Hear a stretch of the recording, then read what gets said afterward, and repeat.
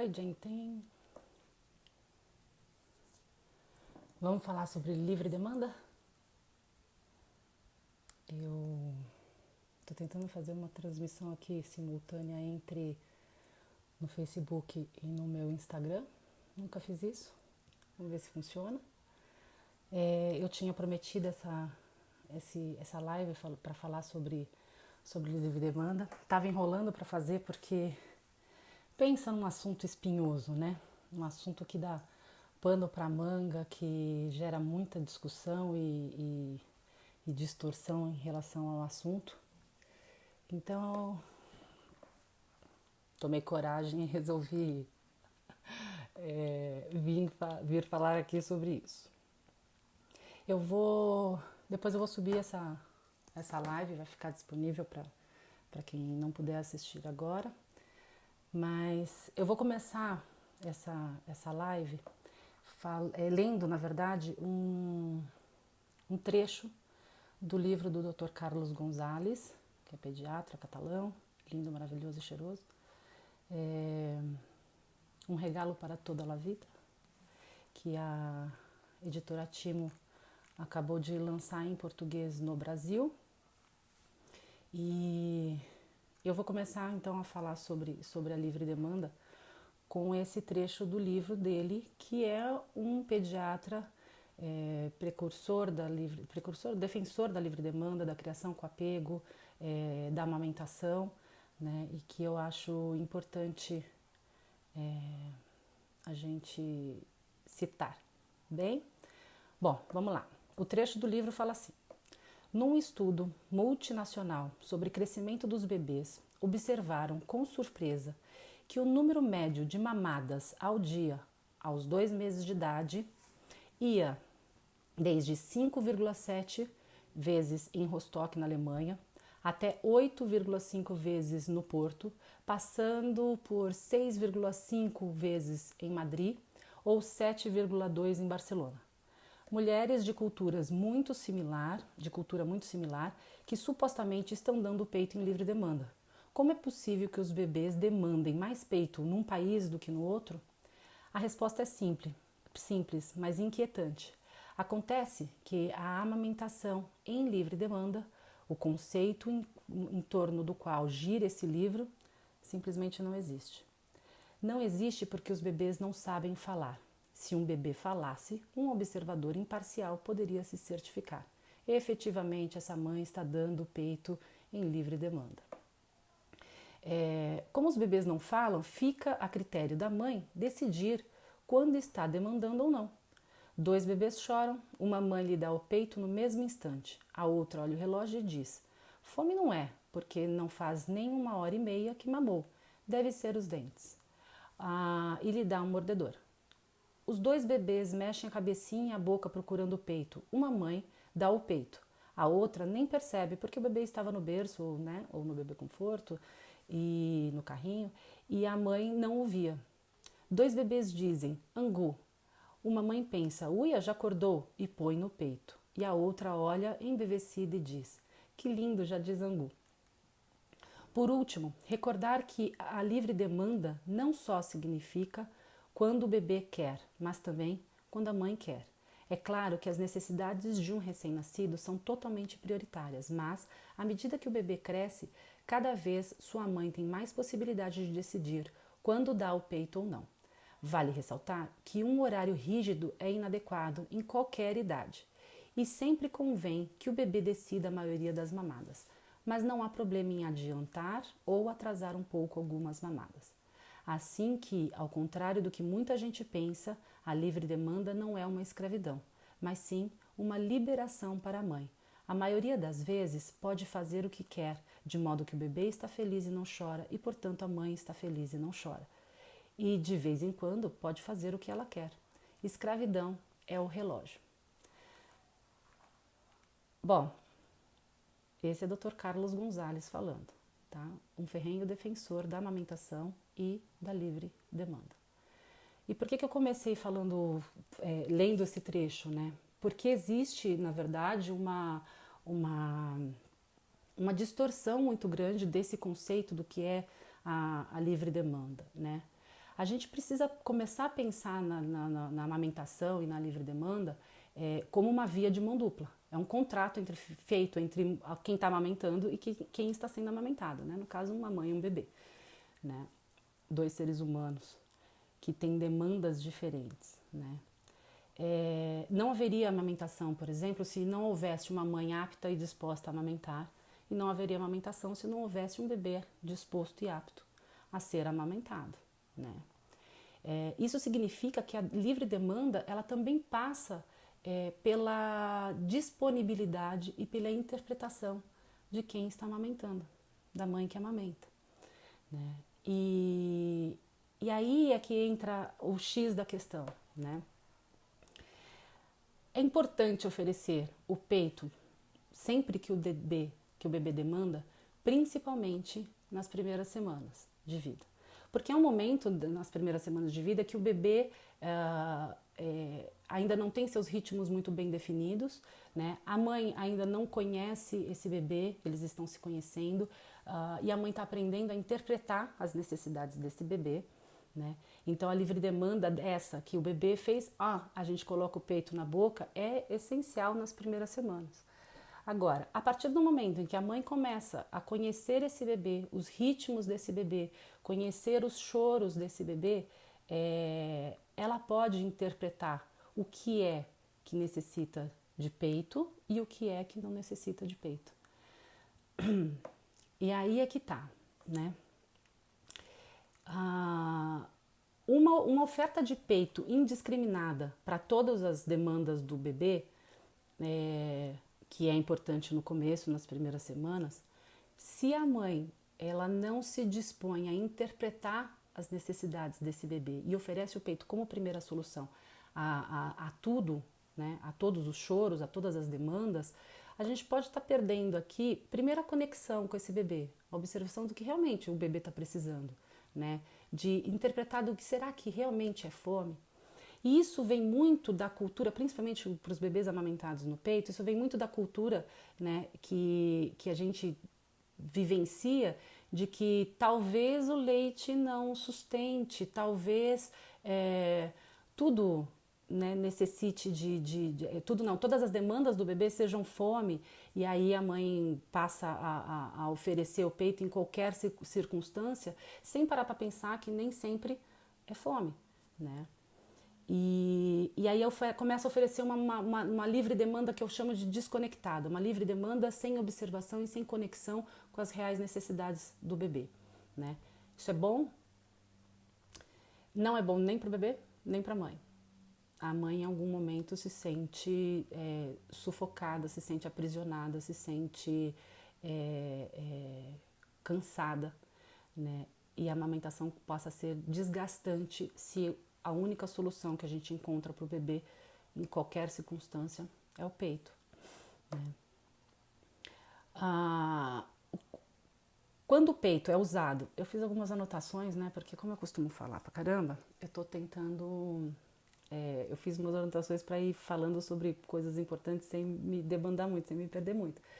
Mas assim, quando o peito é oferecido como primeira solução, né, ou como solução para qualquer demanda do bebê, a gente perde a conexão, a gente perde a oportunidade de se relacionar com esse bebê para além do peito, a oportunidade de ensinar para esse bebê que existem outras maneiras de se relacionar, né, para além do peito, que existem outras maneiras de se confortar.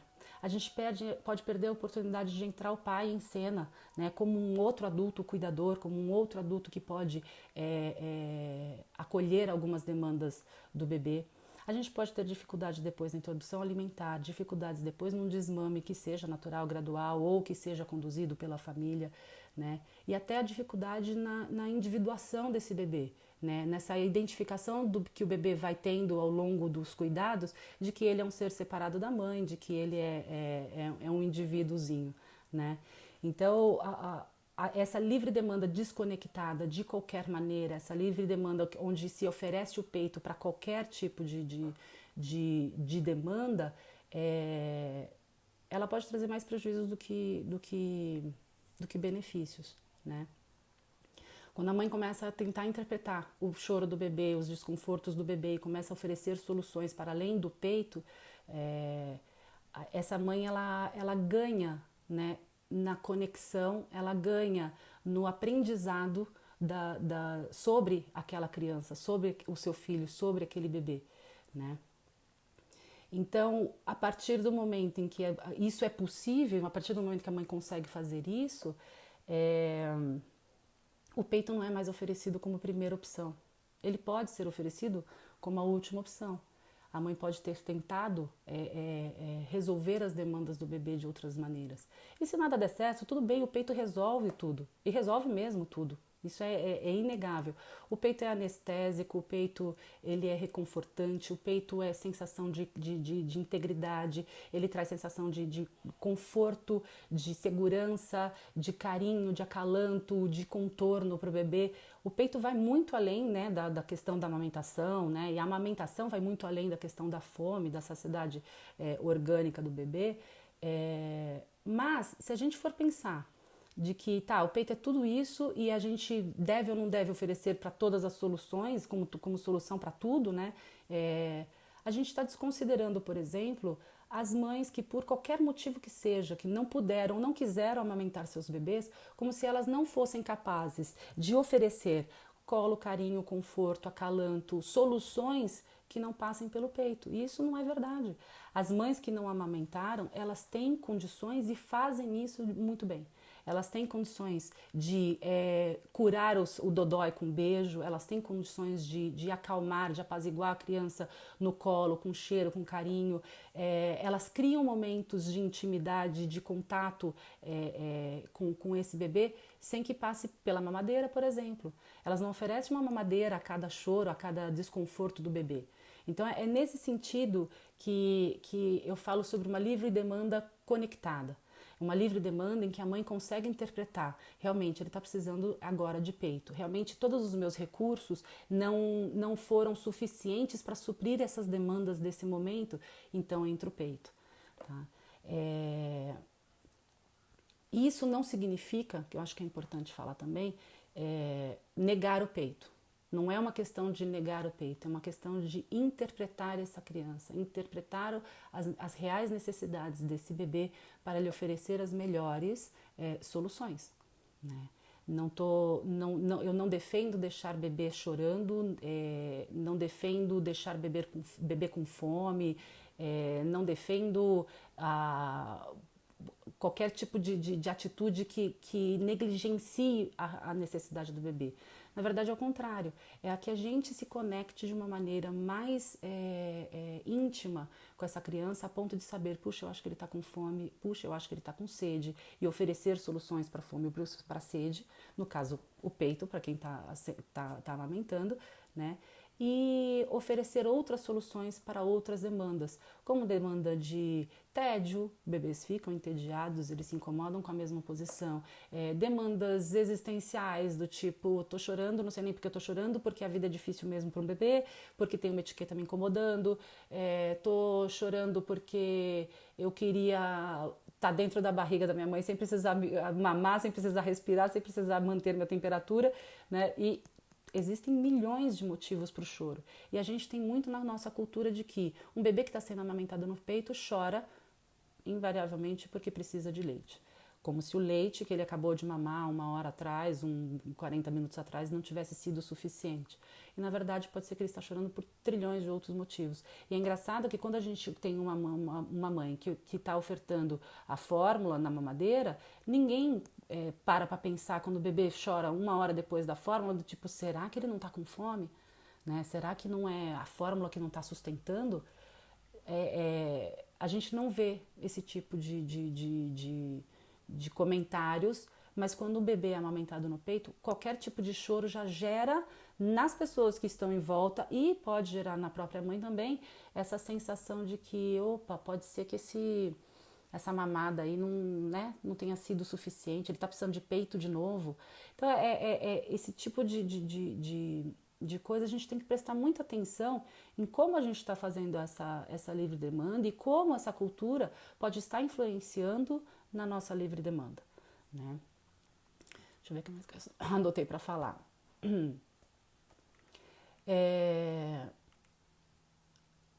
Quando a gente fala de BLW, que é o desmame guiado pelo bebê, a gente tem que entender essa introdução alimentar guiada, né, que aliás, a introdução alimentar é o início do desmame, né?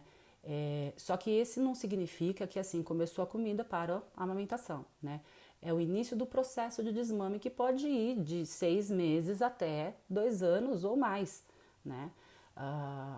Se for de maneira gradual. Mas quando a gente fala de BLW, um desmame guiado pelo bebê, a gente está falando de uma introdução alimentar, onde até o primeiro ano de vida, o leite ainda é a principal fonte de nutrição desse bebê, a principal fonte de gordura.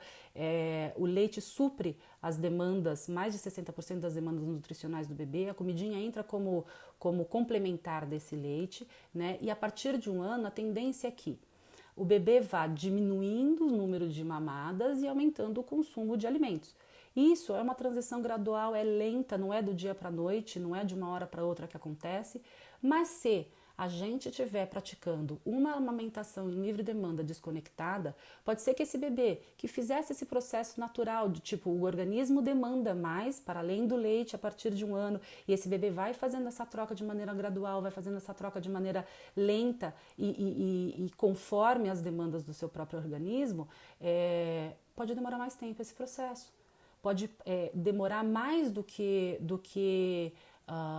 demoraria se o peito tivesse sido ou estivesse sendo oferecido para aqueles momentos em que o peito é realmente necessário.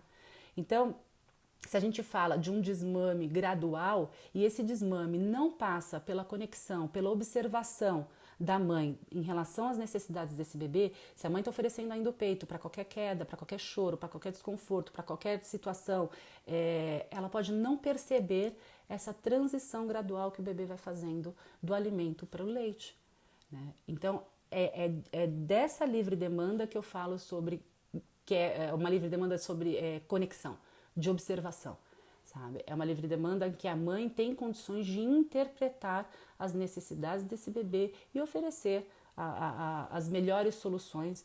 E nesse processo de desmame, que se inicia com a introdução alimentar, e não quer dizer que é um processo abrupto e nem precisa ser conduzido, a não ser que a mãe queira conduzir um processo de desmame, nesse processo de desmame, é importantíssimo que a gente esteja conectado e observando. O bebê está demandando mais comida, o bebê está demandando menos peito, e a gente vai respeitando isso e vai oferecendo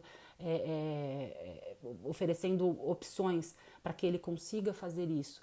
Aí sim a gente pode ter um desmame natural, gradual, tranquilo, sem cortes abruptos, sem grandes traumas, principalmente para as mães, mais para as mães inclusive do que para as crianças, né? Então é essa a importância quando eu falo sobre uma livre demanda conectada, e que peito não entra como primeira opção, o peito entra como última opção, né?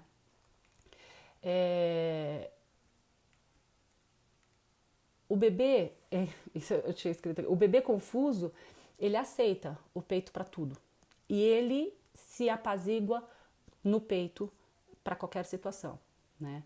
E aí, quando a mãe me relata que um bebê com mais de 1 ano, né, não quer sair do peito, tudo ele demanda o peito, a gente precisa investigar o que está acontecendo, né? A gente precisa investigar se está havendo, se houve a oferta para esse bebê de outras soluções, de outras opções, né?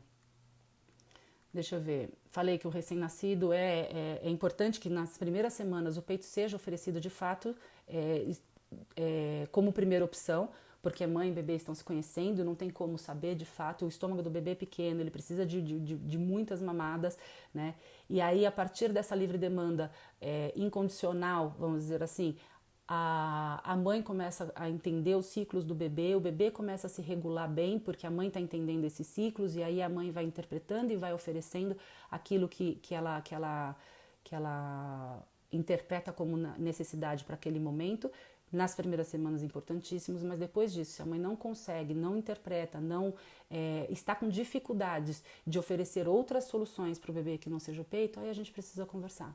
Aí a gente precisa ver o que está acontecendo. Porque muito provavelmente essa mãe, quando chegar perto de 1 ano e meio de amamentação, quase 2 anos, ela está completamente esgotada e não está sendo mais prazerosa.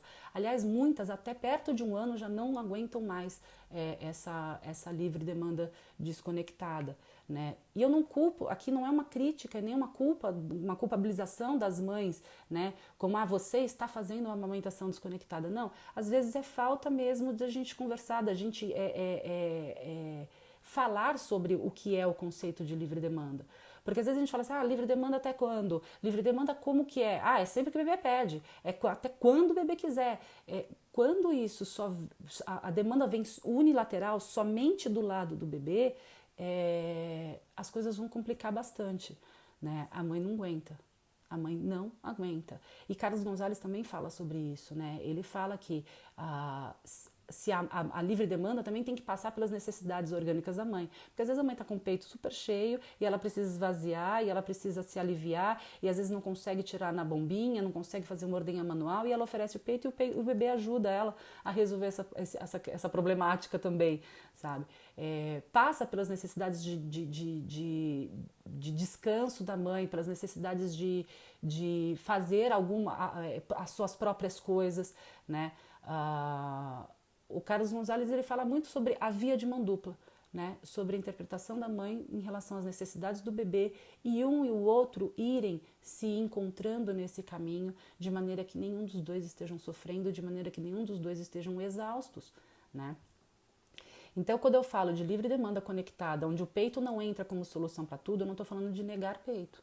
É justamente oferecer o peito para aquilo que o peito pode suprir, para as necessidades que o peito pode suprir, né?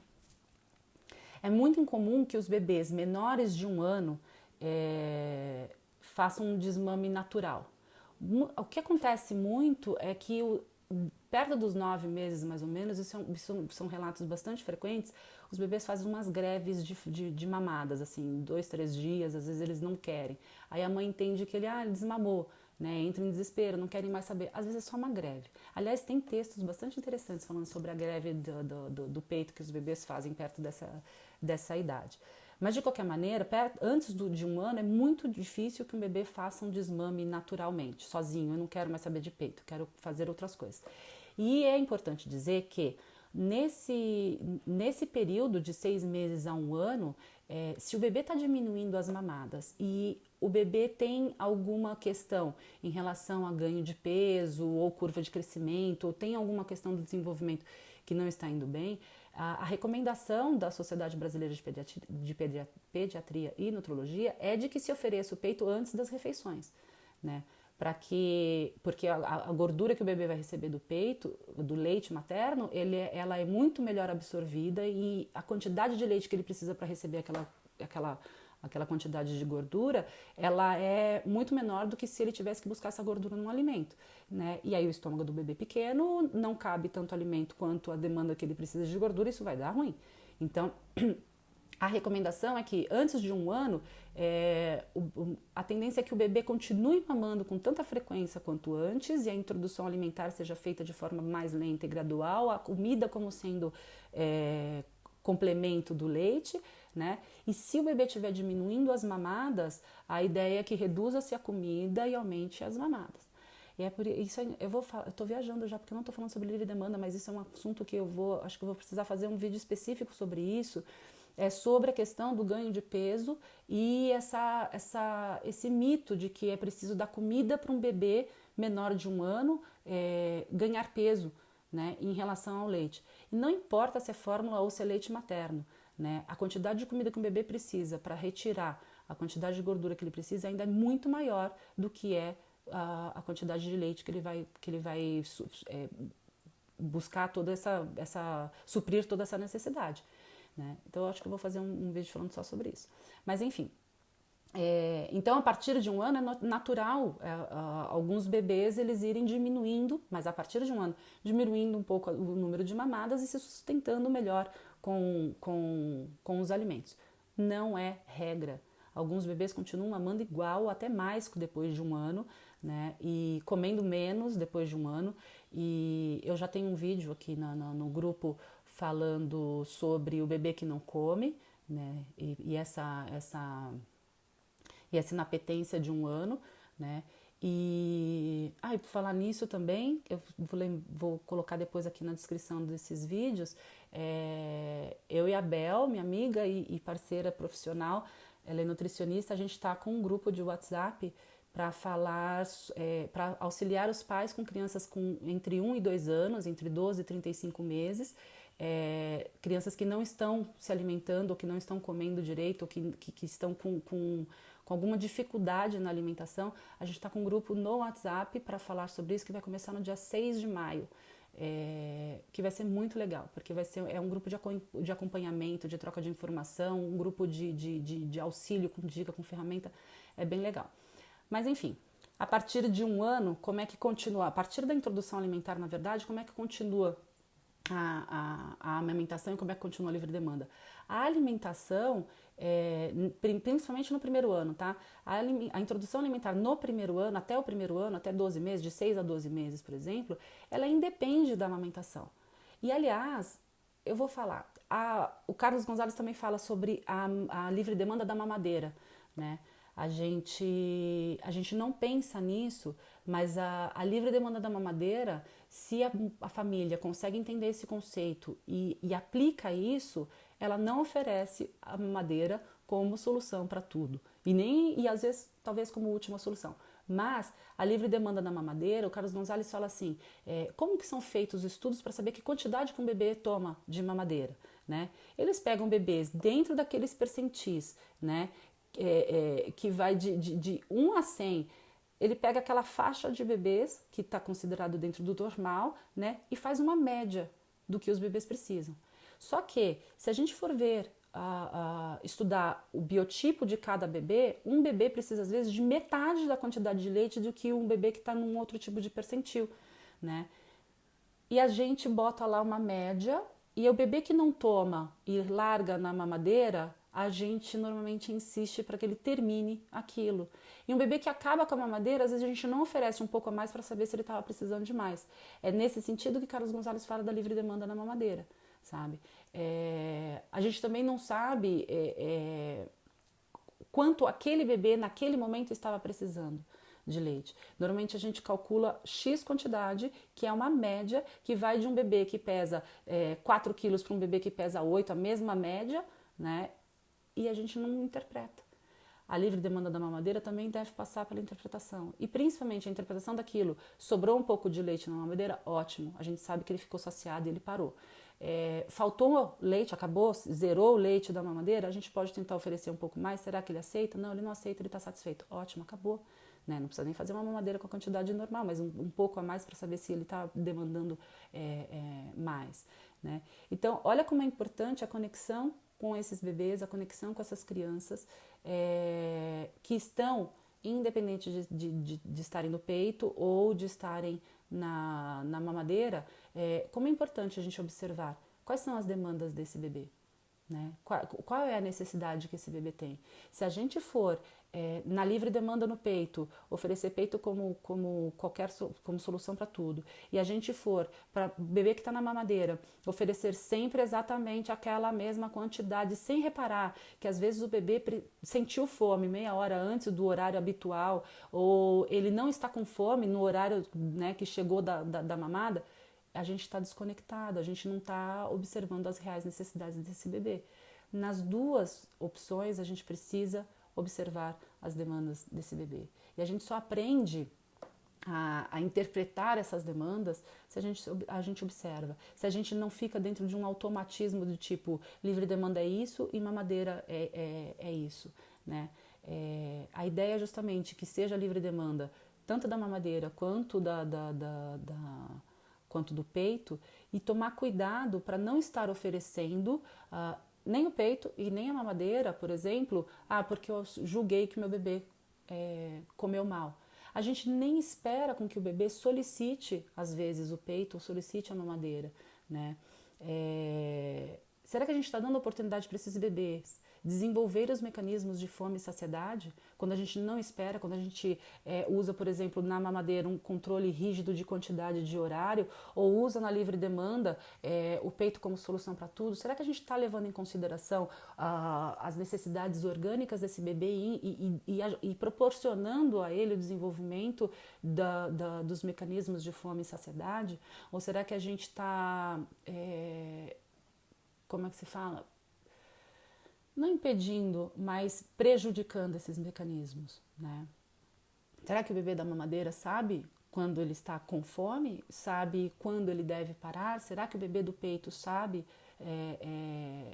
buscar outras soluções? Teve oportunidade de buscar outras soluções?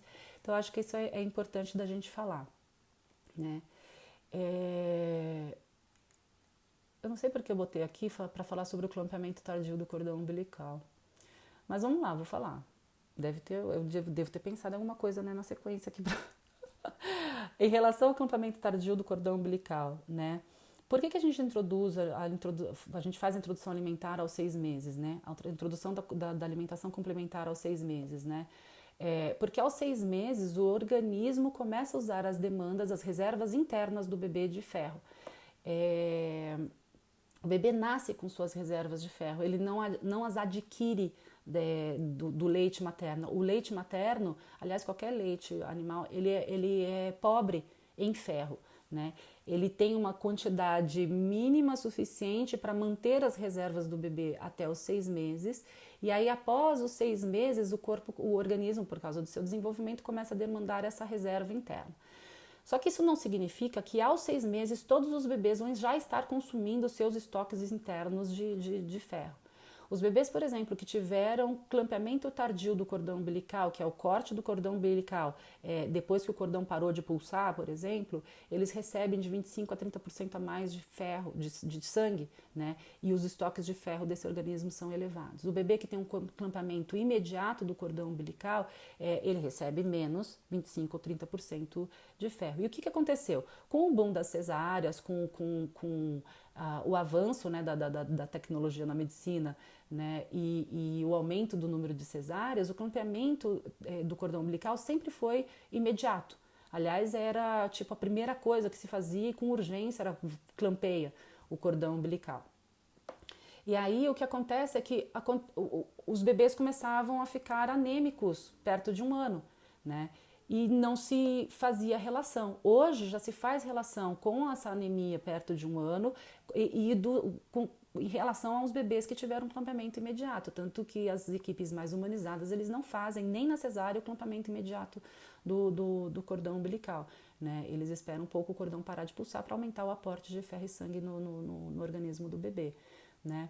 E aí, com o aumento da anemia, o protocolo da Organização Mundial de Saúde foi orientar de que todos os bebês passem a ser suplementados com ferro. Suplementação de ferro é outro tema que dá para mais 1 hora de vídeo. Falo depois, tá? E aí, não sei realmente agora por que eu botei isso na coisa. Mas enfim, mas isso é importante falar e falei, tá? Então assim, os bebês, por exemplo, que tiveram clampeamento... lembrei. Os bebês que tiveram clampeamento tardio do cordão umbilical, eles tendem, isso já é uma observação clínica que os profissionais que trabalham com bebês reparam, percebem e comentam já. Os bebês que tiveram clampeamento tardio do cordão umbilical, eles tendem a se interessar mais tarde pela comida, né? E aí é importante a livre demanda conectada, porque o bebê não vai estar interessado na comida, e muitos bebês com clampeamento tardio vão se interessar para a comida depois de 1 ano. Né? Até 1 ano é só experimentação, brincadeira, sabe, exploração e comida para dentro, é quase nada. Né? E como é que fica então a livre demanda com a introdução dos alimentos? Fica igual. A gente, para os bebês que estão sendo amamentados, até para os bebês que não, eu vou falar então dos bebês amamentados, depois falo da mamadeira. Para os bebês que estão sendo amamentados, se a livre demanda está conectada, você está oferecendo o peito, quando o bebê demanda realmente do peito, está com sede, está com fome, quando está tudo fluindo e o bebê está incluído na rotina de alimentação da família, a gente nem para pensar se ele acabou de mamar, se está na hora do almoço, se vai mamar depois, antes, durante. O leite, aliás, fica à parte. O leite materno, a livre demanda, continua lá seguindo, e a única coisa que a gente faz a partir dos 6 meses é começar a incluir esse bebê nos momentos da refeição. A livre demanda continua igual, depois da introdução alimentar. Leite materno, ele é pobre em ferro, mas ele... eu acho que era por isso que eu coloquei. Mas ele não atrapalha a absorção de ferro como o leite da fórmula, porque normalmente é derivado do leite de vaca, que tem cálcio e que o cálcio prejudica a absorção do ferro. Então, o leite materno você pode oferecer antes, durante e depois. E por que pode oferecer antes, durante e depois? Primeiro, porque o bebê que começa a introdução alimentar, ele mal sabe para que serve o alimento, o que mata a fome é o leite, o que supre as reservas nutricionais do bebê é o leite, então a comidinha está lá mesmo para essa experimentação, para essa exploração, para esse aprendizado, né? E o leite materno não vai atrapalhar a absorção do ferro da comida, né? Do ferro que ele tiver, do aporte que você estiver oferecendo de ferro na alimentação. Então, antes, durante e depois, o bebê pediu, o bebê quis e é isso que ele está precisando, a gente oferece, não tem nenhum problema. A livre demanda continua igual depois da introdução alimentar. Para os bebês de mamadeira, como a fórmula ela pode atrapalhar a absorção de ferro, mas a fórmula ainda é a principal fonte de nutrição do bebê, também até 1 ano, assim como com o bebê de peito, o que a gente faz provavelmente, o bebê que toma fórmula está sendo suplementado com ferro, né? Se não está, aí precisa avaliar de caso a caso com o seu pediatra de confiança, alguém um pediatra que não faça tudo só por protocolo, mas faça isso por observação integral daquela criança, né? Nem sempre é possível, mas a gente faz, né? É o ideal. Mas assim, com a orientação do seu pediatra, provavelmente essa criança que está tomando fórmula está sendo suplementada de ferro. A suplementação de ferro ela é protocolo para crianças independente de peito ou de mamadeira, tá? Se essa criança está sendo suplementada com ferro, o que a gente faz é afastar a mamadeira do momento em que você ministra o ferro, certo? Oferece uma fruta cítrica, uma laranja, alguma coisa para que a criança possa melhorar a qualidade da absorção desse ferro que está sendo ofertado, né? Afasta 1h30 a mamadeira da administração do ferro e depois as mamadeiras continuam iguais, principalmente no primeiro ano. A gente simplesmente, o bebê provavelmente vai continuar mamando nos momentos que ele costuma mamar, a família vai se adaptando aos horários desse bebê e vai incluindo esse bebê nos momentos de refeição da família, né? Então, livre demanda com a mamadeira, né? Como fica a mamadeira depois da introdução alimentar, como fica a rotina disso, a única preocupação que deve ter no primeiro ano, no começo, enquanto a criança ainda não descobriu que a comida serve para matar a fome, que a comida serve para suprir necessidades nutricionais, né? Enquanto ele não passou por esse período de aprendizado, de exploração, né? O bebê está com fome, a gente oferece o leite. Não é a comida que vai matar a fome no bebê. Aliás, bebê com fome não come. Eu repito isso em quase todos os vídeos que eu falo.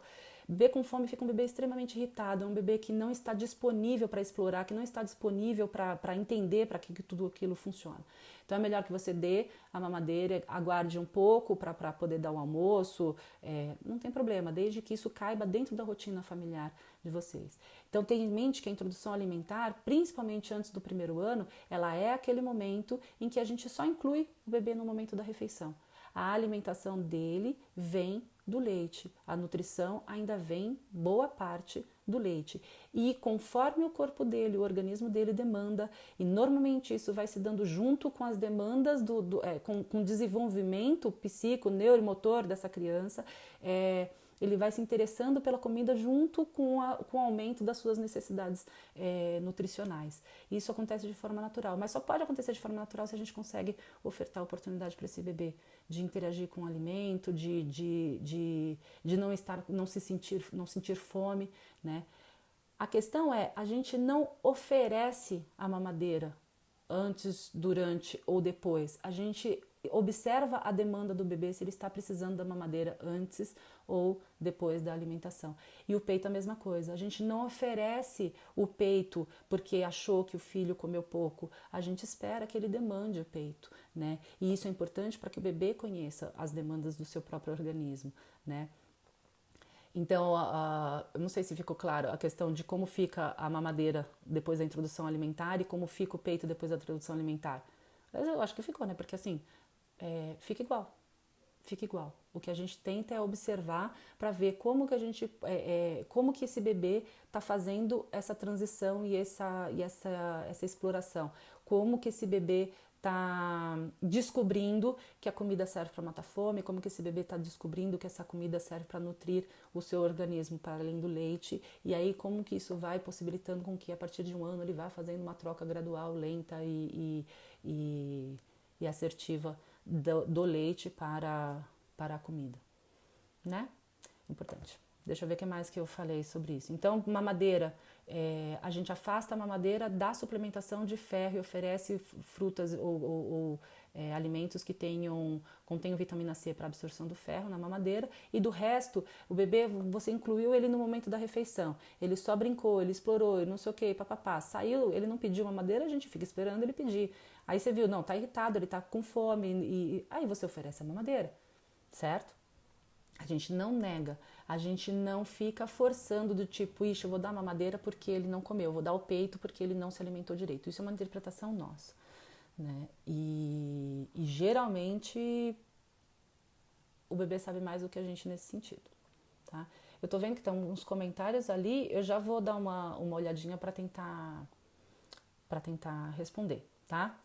O leite materno não interfere na IA, ele é de facílima digestão, ele não pesa no estômago, né? E como sendo fonte de principal, né? Como sendo principal fonte de nutrição, ele deve estar em primeiro lugar antes de 1 ano, né? O que mais? Deixa eu ver o que eu anotei aqui.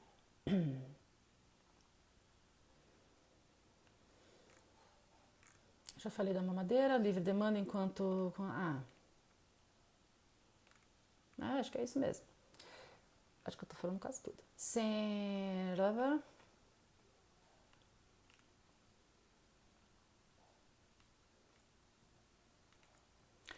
Eu acho que é isso. Eu vou começar a ler os comentários aqui, tá?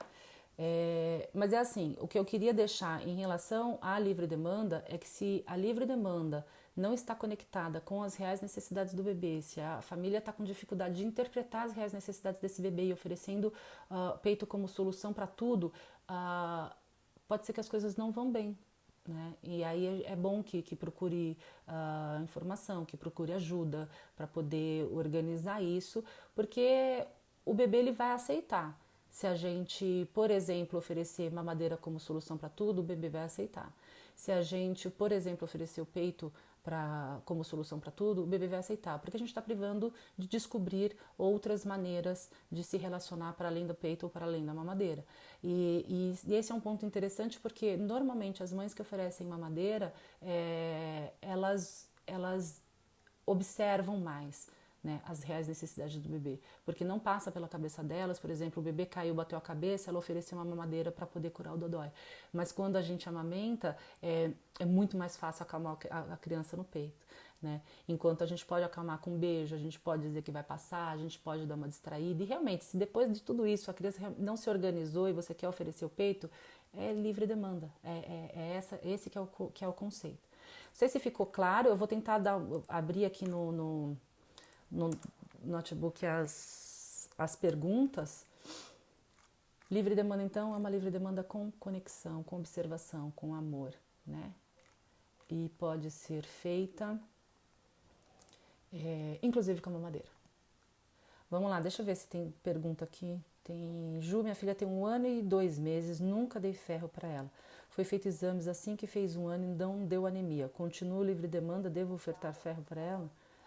Bom, Carol, então, é assim, esse é outro assunto. Dos pediatras mais humanizados que eu conheço, nenhum deles pede exame de rotina para bebês. Carlos Gonzalez, ele fala, agora eu não sei qual dos livros dele aqui, mas ele fala assim que praticamente, se você fizer exame de sangue em todos os bebês por volta de um ano, todos eles vão apresentar algum grau de anemia, que pode ser considerado um grau de anemia normal, né?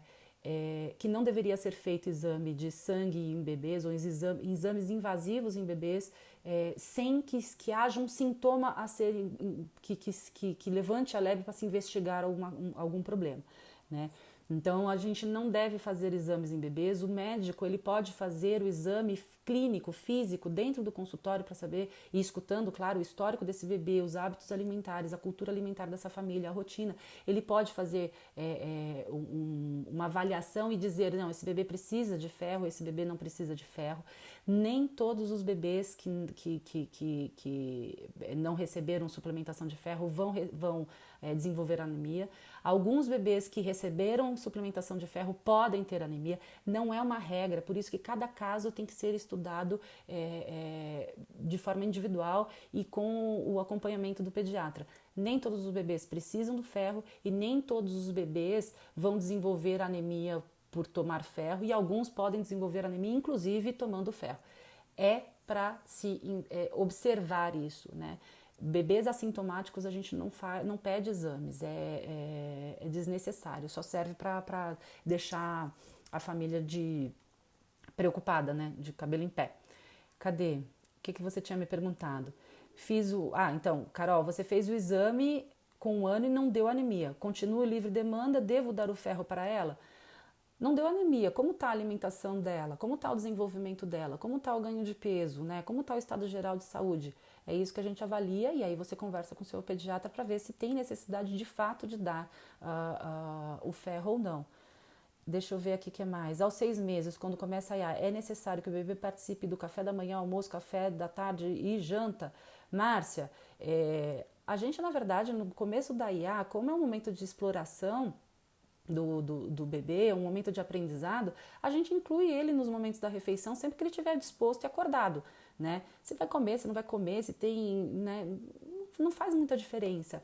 Eu tenho um vídeo aqui, o link está no post fixo do grupo BLW, que eu estou fazendo no Instagram também, esqueci de dizer. No grupo do Facebook BLW Brasil, Introdução Alimentar para Iniciantes, tem um vídeo no post fixo que fala sobre por onde começar, né? A gente pode incluí-lo em todas as refeições que a gente estiver fazendo e que ele estiver disposto e acordado. É importante rotina? É importante a rotina, mas essa rotina no começo deve respeitar os ciclos do bebê. A família tem que se adaptar um pouco à rotina do bebê, o bebê tem que se adaptar um pouco à rotina e a gente vai, sabe, levando. Não tem uma regra, pelo menos em BLW, a gente não tem uma regra de que precisa tomar café da manhã, precisa comer no almoço X coisas ou X quantidade. Isso não existe. A verdade é que a recomendação do Ministério da Saúde, da Sociedade Brasileira de Pediatria, é que o bebê amamentado no peito receba 3 refeições, tipo café da manhã, almoço e jantar, e o bebê que toma fórmula receba 5, café da manhã, almoço e jantar e mais uns 2 lanches, né? Mas, gente, às vezes, se você for computar num dia, né, da criança, 5 refeições, mais as mamadeiras, que nem cabe isso dentro do estômago da criança. Por isso aquela coisa pelo menos no primeiro 6 meses ali, dos 6 a 1 ano, o bebê vai sendo incluído nos momentos de refeição, vai sendo ofertado para ele aquilo que a família costuma comer, aquilo que a família gosta, de maneira adequada, de maneira segura, né, com um bebê que demonstra sinais de prontidão, isso é importante de falar, né? Mas não é uma regra, porque se a gente fala que é uma regra, que ele precisa receber, por exemplo, 3 refeições por dia, a gente acha que ele tem que comer nessas 3 refeições por dia com 6 meses e 1 semana. Não é assim. Procura esse vídeo de como começar a introdução alimentar, por onde começar, que eu acho que pode te ajudar, Márcia. Como tirar a mamada do peito de madrugada, 1 ano e 7 meses, no mínimo 2 por madrugada. 2 por madrugada tá bem pra caramba, porque tem bebês que são 5, né? Poliene. Então, eu vou fazer, acho que uma outra live só falando sobre desmame, né? E do desmame gentil, do desmame conduzido, do desmame gradual e natural. Eu acho que a gente pode conversar bastante sobre isso, mas não existe fórmula mágica para todos os bebês em relação a desmame, nem para todas as duplas, né? Por quê? Porque depende da dinâmica familiar, depende da disponibilidade da mãe, depende do suporte que essa mãe recebe, depende da personalidade do bebê. Então, o caminho a ser trilhado para o desmame, ou para tirar uma mamada, ou para... não importa. É um caminho muito individual, muito particular, que deve ser construído. Mas eu vou falar sobre desmame num outro momento, tá? Minha filha de 1 ano mama no peito e não come quase nada. Fruta ela não aceita, apenas alguns legumes e caldo de feijão. Praticamente ela só mama. Fico tão preocupada, pois nem a suplementação de ferro ela está tomando. Dani, precisa ver, de novo, o estado geral dessa criança, como está sendo o momento de refeição dessa família, como essa comida está sendo apresentada, se ela tem interesse ou não nesse alimento. Agora, seu bebê tem 1 ano, né? Essa é uma fase bastante complicada da alimentação, porque o bebê que não comia quase nada antes de 1 ano, normalmente ele vai se recompensar depois de 1 ano. Agora, os bebês que vêm comendo bem antes de 1 ano, chega com 1 ano, é possível que eles deem uma bela diminuída, e isso eu não sei se você viu a publicação, Dani, sobre o grupo de WhatsApp que a gente está fazendo com pais com bebês de 1 e 2 anos que estão enfrentando dificuldades na alimentação. Eu acho que pode te ajudar bastante, bastante. Depois eu vou tentar aqui responder no teu comentário com um link, tá? Para você ver se a gente não consegue te ajudar. Tenho quase certeza que a gente consegue. Eu não falo sobre o que é normal ou não, eu falo o que é sobre comum ou não, tá? Mas é bastante comum o bebê preferir o peito do que a comida, e alguns passam até de 1 ano preferindo o peito do que a comida, né? E aí, às vezes precisa de algumas condutas, de alguns ajustes na rota para que a gente consiga sair desse ciclo. Deixa eu ver o que mais. Minha filha de 1 ano e 9 meses mama em livre demanda total. Come bem, mas solicita o peito a toda hora. Eu nunca ofereço, ela sempre procura, puxa minha blusa. Muitas vezes por dia e praticamente a noite toda. Pensei que quando ficasse mais velha diminuiria a procura pelo peito, mas não está acontecendo. É normal? Larissa, vamos tirar a palavra normal.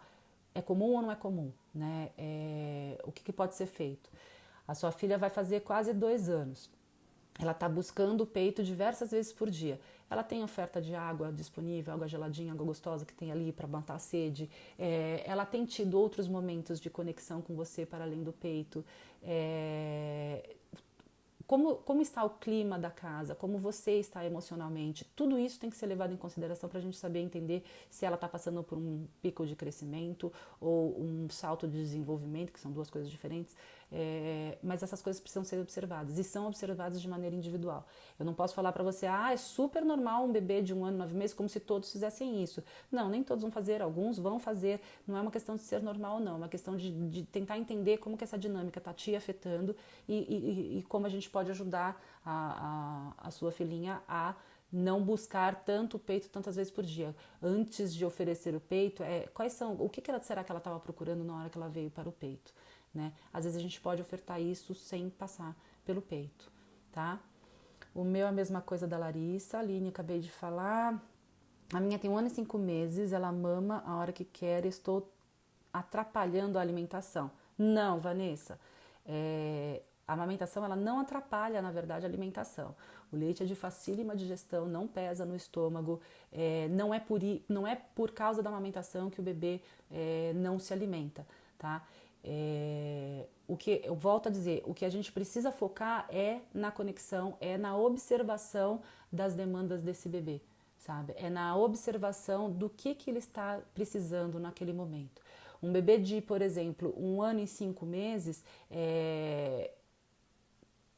que não está comendo, porque assim, olha, o da Larissa, por exemplo, ela come bem e demanda o tempo todo. O seu bebê, você provavelmente, pelo que você falou, a minha tem 1 ano e 5 meses, ela mama toda hora, estou atrapalhando a alimentação. Provavelmente a sua não está comendo tão bem, mas você entende que os dois casos são iguais, as duas estão demandando muito peito, e uma come bem e a outra não, então não é a questão da amamentação, a questão é para além disso, tá? Cadê? Minha filha tem 4 meses, só peito, não pegou o bico. Porém, às vezes dormindo, acorda chorando. Põe ela no peito, dorme. Nem mama. O que faço? Põe ela no peito e deixa ela dormir. Anne. É muito natural que o bebê de 4 meses acorde durante a noite, solicite, chore, né? Se você não pôr ela no peito, tentar acalmar, se ela consegue dormir, ok. Se ela não consegue dormir, ela precisa do peito, coloque ela no peito e acalme, porque ela só tem 4 meses. Isso ela ainda nem se deu conta de que ela existe, de que ela é um ser separado de você. Ela está se dando conta nesse processo. A partir dos 6 meses, 5, 6 meses, não tem uma precisão, mas é que os bebês vão se dando conta de que existe um ambiente, de que ele não é tudo, de que ele não cria tudo. Acordar chorando à noite, solicitando colo, conforto, peito, é super natural, tá? 25 meses, pede muito peito para consolo. Quando toma um susto, qualquer coisa desse tipo. Como oferecer esse cuidado e ele entenda que não precisa ser o peito. Mesmo quando tento acolher com palavras, ele pede muito para mamar. Mariana, não é fácil, não é um caminho fácil, mas a gente tem que lembrar, por exemplo, quando você estiver nessa situação, do tipo, e se eu não tivesse o peito, eu estaria ofertando a mamadeira, ele estaria buscando a mamadeira para resolver essa questão, como eu estaria fazendo? Né? É muito difícil porque a gente tem o peito, e o peito é um excelente recurso para tudo, mas exige o esforço da gente, justamente, às vezes não está dando conta do pai da criança, se tiver disponibilidade, de uma avó, sabe, entrar e acalentar, e da gente observar como eles conseguem fazer isso quando a gente não está presente, porque às vezes você está lá observando uma cena do seu bebê com um parente, com uma avó, com um pai, e o bebê acontece alguma coisa, cai, se machuca, essas pessoas, elas dão um jeito de acolher, dão um jeito, não oferece o peito, e quando você vê, a criança passou. Né? Então é muito dessa coisa do exige um esforço, exige um conhecimento das tuas próprias limitações, da tua própria dinâmica e do quanto você tem de suporte, de apoio desse momento, né? Mas é isso, a gente insiste na oferta de outras opções porque sabe que o leite não vai curar o dodói, que o beijo pode curar também, que o abraço pode curar também, e a gente vai insistindo nessas ofertas até que o bebê consiga entender, né? Até que o bebê consiga assimilar e se sentir confortado para além do peito. O que mais? Pulei sua dúvida, Maria? Peraí, cadê? Aqui eu não sei como, não aparece para mim. Não aparece para mim numa ordem. Cadê o resto dos comentários? Aqui tá dizendo 15 comentários, eu tô vendo 5.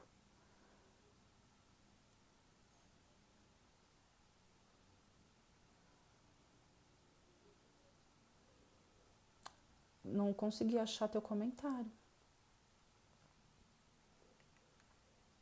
Será que eu consigo aqui? Peraí. Maria Júlia? Será que foi essa? Minha bebê está com 2 anos e 2 meses. Eu trabalho em casa, então estou sempre disponível.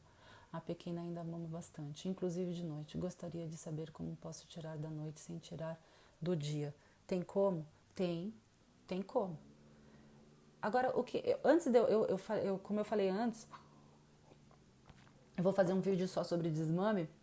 Eu acho que era essa a dúvida, né, Maria? Ou será que foi outra Maria que eu... Não sei, vou responder essa. Maria Júlia, não, acho que é essa mesmo. Tem como tirar qualquer mamada que você queira Ainda mais, principalmente com crianças de 2 anos, que já tem um pouco de vocabulário, que já entende bastante o que a gente fala, o que a gente faz é muita aposta. A gente faz combinados, a gente avisa, a gente tenta... a gente tenta fazer acordos com a criança e ver o quanto ela vai topando, tá? Desses acordos.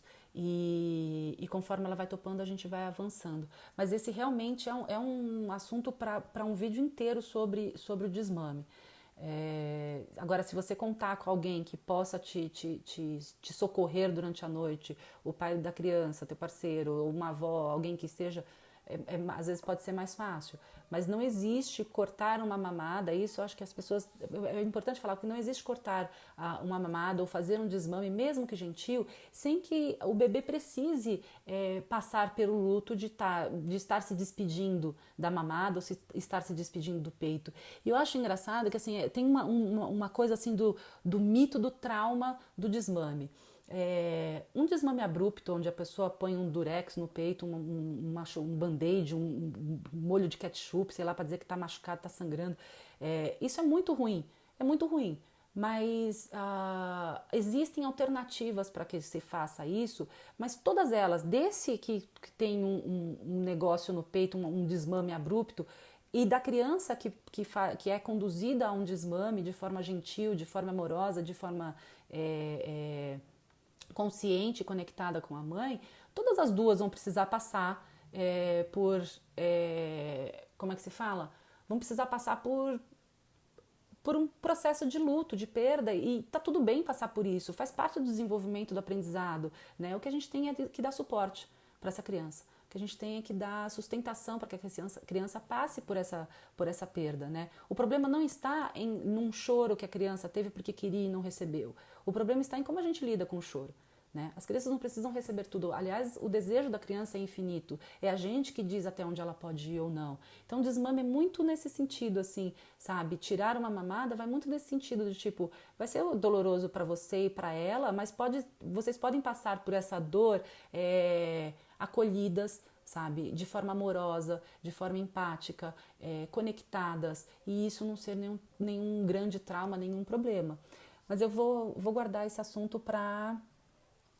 como é que se fala? Eu vou guardar esse assunto pro vídeo só de desmame, tá? Deixa eu ver quem mais. Tô indo pro lugar errado. Meu bebê tem 1 ano e 5 meses, não gosta de comer grãos, legumes, mama livre demanda, só dorme mamando, a amamentação atrapalha a alimentação. A Irã, eu acho que eu já respondi essa. A amamentação ela não atrapalha a livre demanda, a amamentação não atrapalha a alimentação desde que ela seja uma alimentação conectada. Não sei se você estava desde o comecinho do vídeo, mas vale a pena acho que você acompanhar o vídeo porque eu falei sobre isso, né? A amamentação não atrapalha a alimentação, desde que seja uma amamentação conectada, desde que seja uma amamentação que a gente saiba que estamos entregando para essa criança a demanda que ela está precisando ou minimamente interpretando isso, tá? Gente, tá gigante esse vídeo, eu não posso ficar aqui, senão depois ninguém vai assistir. Minha filha está com 2 anos, tá, a Maria Júlia respondi, minha filha tem 1 ano e 5 meses, mama a hora que quer. Estou atrapalhando a alimentação, Vanessa, eu consegui responder. O meu, a mesma coisa da Larissa. Minha filha tem 1 ano, mama no peito, não come quase nada, fruta não aceita. Dani, eu acho que eu já respondi. Como tirar a mamada, um vídeo sobre desmame, vocês estão precisando, né? Aos 6 meses, quando começa, é necessário que o bebê participe do café da manhã, acho que eu já respondi. Ju, minha filha tem 1 ano, nunca comeu ferro, acho que já respondi. Eu acho que eu respondi, gente, não sei se tem mais. Mas enfim, se eu não respondi, deixa aqui nos comentários que eu... Mariana Gomide, faz um vídeo, pelo amor de Deus, né? De desmame. Vou fazer. Meus gêmeos de 8 meses acordam 5 vezes cada um na madrugada para mamar no peito. Laura, um abraço bem forte, apertado em você. 1 minuto de silêncio quase eu fiz. Mas enfim. Mariana Gomide, a gente te ama. Amo vocês também, meus amores. Então, mas é isso. Eu tentei responder tudo que eu podia. Vou fazer um livro só de desmame. para falar sobre desmame gentil, desmame conduzido, desmame abrupto, o desmame natural, do jeito que vocês quiserem falar, a gente pode fazer um apanhado de tudo isso, porque não existe fórmula mágica. Não esqueça, as mães que estão com dificuldades, mães com bebês de 1 ano e 2 anos que estão com dificuldades na alimentação, eu vou depois colocar aqui na descrição desse vídeo também o link para o grupo de WhatsApp que eu e a Bel Lopes, a minha amiga Nutri, a gente criou, a gente está produzindo muito material para esse grupo, para auxiliar os pais a passarem por essa fase de 1 e 2 anos, que é uma fase de inapetência, de falta de apetite, de seletividade, de escolhetividade. Então a gente pensou num conteúdo que possa auxiliar esses pais a passarem por isso e ajudarem as crianças a passarem por isso sem que se desenvolva um problema de fato, sem que isso traga algum tipo de transtorno no futuro, né? De uma forma mais empática, de uma forma mais informada, com ferramentas que dê para aplicar no dia a dia, na prática, na dinâmica de cada um, levando em consideração a dinâmica e as limitações de cada família, de cada criança, a disponibilidade de cada família, né? Então, ele não é um grupo de fórmula mágica. Aliás, eu detesto essas coisas de fórmula mágica. Siga esses 5 etapas e seu filho comerá 1 quilo de comida. Eu não acredito nisso. Eu acredito que o olhar para a alimentação das crianças, para que a gente consiga ajudar essas crianças a se alimentarem de maneira prazerosa, de maneira mais saudável, ele tem que ser um olhar multidisciplinar, ele tem que ser um olhar com nuances de vários aspectos, do social ao orgânico, ao psicoemocional, a cultural, tudo isso passa. E esse grupo ele vem falar muito sobre isso, oferecendo ferramentas que as famílias possam adaptar às suas rotinas, às suas dinâmicas. Para quem tiver com dificuldades, bebês de 1 e 2 anos. Por que a gente está fazendo de bebês de 1 e 2 anos só? Porque é uma fase específica e as ferramentas que a gente está desenvolvendo para passar são específicas para essa fase. Mais para frente a gente pretende fazer de 6 meses a 1 ano, que é uma etapa importante da introdução alimentar também. Mas aqui no grupo eu tenho recebido muita demanda das crianças que não comem entre essa faixa etária de 1 e 2 anos, 12 meses a 35 meses. A criança de 3 anos que não come, 4, 5 anos que não come, é uma outra faixa, é uma outra etapa do desenvolvimento e as ferramentas que a gente utiliza para essas outras crianças são também diferentes. Por isso a gente está fazendo meio que por faixa etária, porque é mais fácil da gente conseguir oferecer informação e ferramentas de aplicação prática voltadas para essa idade, que são mais assertivas, porque não vão funcionar a mesma ferramenta, a mesma prática para uma criança que está com 7, 8 anos, né? Então é por isso que a gente está fazendo esse grupo bem específico entre 1 e 2 anos, crianças que estão com dificuldades alimentares com 1 ou 2 anos, esse grupo acho que pode ajudar bastante, tá? Nayana, eu vou colocar o link, quero participar do grupo. Eu vou colocar o link aqui na descrição, venham, vocês serão bem-vindos. E assim que eu tiver coragem, eu vou fazer a live do desmame, porque é outro assunto espinhoso. Então, eu espero que vocês tenham entendido a questão da amamentação em livre demanda. Ela não pode ser uma amamentação que escraviza a mãe, que deixa a mãe à disposição do bebê, passando por cima das próprias necessidades ou das próprias vontades, que irrita, que não é prazerosa para a mãe. Isso não é uma amamentação em livre demanda, isso é uma prisão e faz mal para a mãe e para o bebê. A amamentação em livre demanda é quando mãe e filho estão felizes, quando a mãe consegue oferecer para o filho outras alternativas de relacionamento, de amor, de acolhimento, de carinho, de cheiro, de colo, para além do peito, e que o peito está lá sim e possa ser oferecido sem peso na consciência quando os recursos dessa mãe se esgotaram, né? É isso que é livre demanda, uma livre demanda conectada com as reais necessidades do bebê. Muita livre demanda sem nenhum critério pode estar acontecendo porque a mãe não está disponível para outros tipos de relação, de trocas com essa criança, e a gente precisa ajudar e acolher essa mãe a descobrir essas outras formas, né? Então, se você estiver com dificuldade, procure ajuda, estou à disposição. Tá bom? Gente, vou encerrar. Falei pra caramba, como sempre. Vou subir a live e aí qualquer dúvida vocês podem deixar aí no comentário e eu vou tentar responder, tá bom? Beijocas pra vocês. Como que eu desligo isso aqui agora?